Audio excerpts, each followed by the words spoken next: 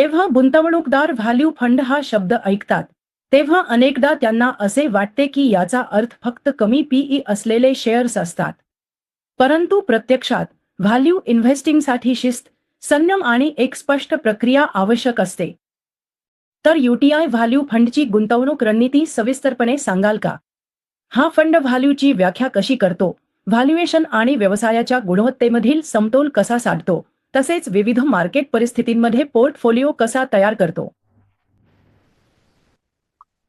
Portfolio तयार करण्यासाठी आम्ही प्रामुख्याने 3 पद्धती वापरतो. पहिली पद्धत म्हणजे सेक्टर अलोकेशन. यामध्ये आम्ही फक्त व्हॅल्युएशन फिल्टरचा वापर करतो. ज्या सेक्टर्सचे व्हॅल्युएशन आकर्षक आहे त्यामध्ये गुंतवणूक करण्यावर आम्ही भर देतो. त्याचबरोबर त्या सेक्टरचा ऑपरेटिंग सायकल किंवा व्हॅल्युएशन सायकलही पाहतो. फक्त ऐकीव माहितीवर सेक्टर अलोकेशन करण्याचा प्रयत्न करत नाही. जसे तुम्ही पाहू शकता, कालांतराने आम्ही यात बदल केले आहेत. या चार्टमध्ये दाखवले आहे की सेक्टर पातळीवर व्हॅल्युएशनचा वापर करून आम्ही अलोकेशन कसे वाढवतो किंवा कमी करतो. उदाहरणार्थ, ऑटोमोबाईल सेक्टरमध्ये आम्ही नेहमीच व्हॅल्युएशनबाबत खूप सावध राहिलो आहोत आणि जेव्हा व्हॅल्युएशन योग्य वाटले तेव्हा या सेक्टरमधील आमचा वाटा वाढवला. त्याचप्रमाणे मागील 2 ते 3 वर्षात आम्ही कॅपिटल गुड्स सेक्टरमध्ये सातत्याने कमी गुंतवणूक ठेवली आहे आणि यामागे एक कारण आहे आमची व्हॅल्युएशन विषयक भूमिका. ग्रोथाधारित सेक्टर्ससाठी आम्ही अपेक्षित वाढ समजून घेतो आणि इतिहासात त्यांच्या व्हॅल्युएशनच्या तुलनेत किती वाढ झाली आहे हे पाहतो. तसेच बाजारभाव काय संकेत देतो आहे याचाही अभ्यास करतो. ॲसेट ओरिएंटेड किंवा ॲसेट हेवी सेक्टर्समध्ये आम्ही प्राइस टू बुक रेशोला व्हॅल्युएशनचा बेंचमार्क मानतो. मागील एका वर्षातील BFSI आणि IT सेक्टरमधील आमचे अलोकेशन पाहिल्यास आमचा मुख्य फोकस सेक्टोरल अलोकेशनमध्ये व्हॅल्युएशनवरच असल्याचे दिसून येते.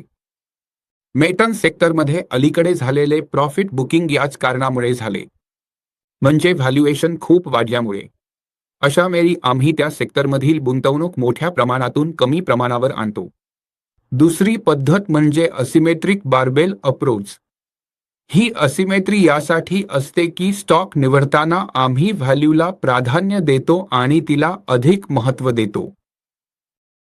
या पद्धतीत आम्ही ग्रोथ आणि सायक्लिकल दोन्ही प्रकारचे स्टॉक्स खरेदी करतो. मात्र सायक्लिकल स्टॉक्स खरेदी करताना आम्ही कॉन्ट्रेरियन स्ट्रॅटेजी अवलंबतो, म्हणजेच असे स्टॉक्स निवडतो जे तात्पुरते तोट्यात किंवा कमी नफ्यात असतात पण ज्यांची बॅलन्स शीट अत्यंत मजबूत असते. या समस्या प्रामुख्याने सायकलमुळे निर्माण झालेल्या असतात आणि जेव्हा सायकल डाऊन असते तेव्हा अशा स्टॉक्समध्ये गुंतवणूक करण्याचा आम्ही प्रयत्न करतो. ग्रोथाधारित स्टॉक्सच्या बाबतीत आम्ही असे स्टॉक्स निवडतो जे योग्य व्हॅल्युएशनवर उपलब्ध असतात आणि ज्यामध्ये दीर्घकालीन वाढीची क्षमता असते. दोन्ही प्रकारच्या स्टॉक्समध्ये आम्ही एक गोष्ट समान ठेवतो, आम्ही असे स्टॉक्स निवडतो जिथे अपेक्षा कमी किंवा वाजवी असतात.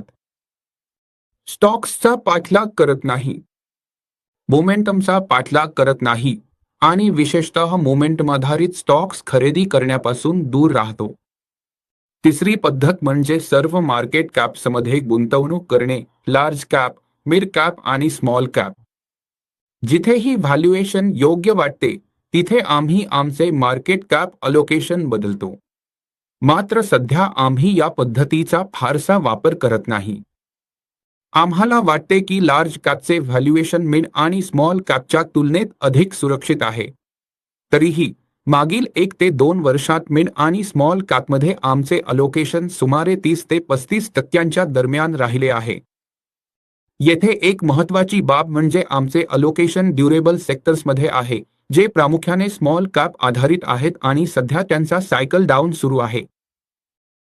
तसेच दर 6 महिन्यांनी होणारे मार्केट कॅपमधील बदलही मार्केट कॅप एक्सपोजरच्या आकडेवारीवर परिणाम करतात. हे 3 मुख्य मार्ग आहेत ज्यांचा वापर करून आम्ही पोर्टफोलिओ तयार करतो. स्टॉक खरेदी करताना त्याच्या व्हॅल्युएशनकडे लक्ष देणे अत्यंत महत्त्वाचे असते.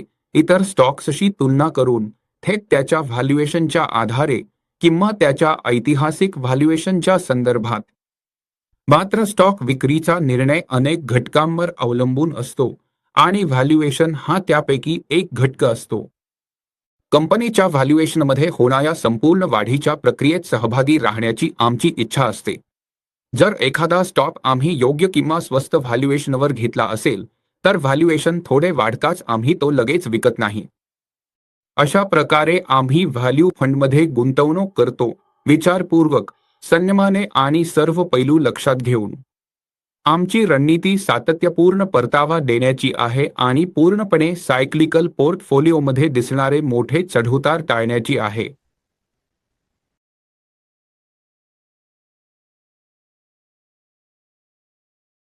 म्युच्युअल फंडातील गुंतवणुकी बाजारातील जोखमींच्या अधीन असतात. योजनेशी संबंधित सर्व दस्तऐवज काळजीपूर्वक वाचा.